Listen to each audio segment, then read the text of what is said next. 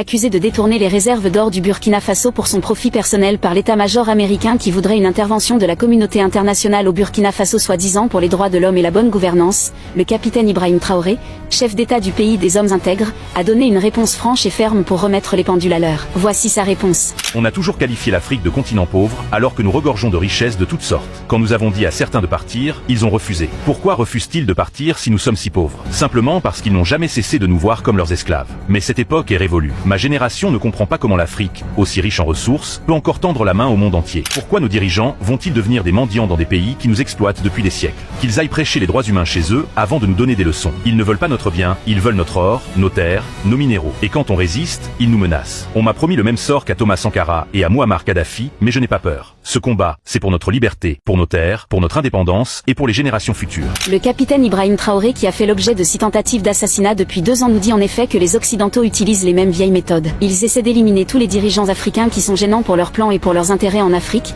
et quand ils n'y arrivent pas, ils lancent des propagandes mensongères pour faire pencher les décisions de la communauté internationale et justifier des interventions militaires illégales comme cela a été le cas en Libye. Mais les Africains ne sont pas dupes et ils comprennent très bien ce qui est en train de se jouer. Vive la souveraineté de l'Afrique.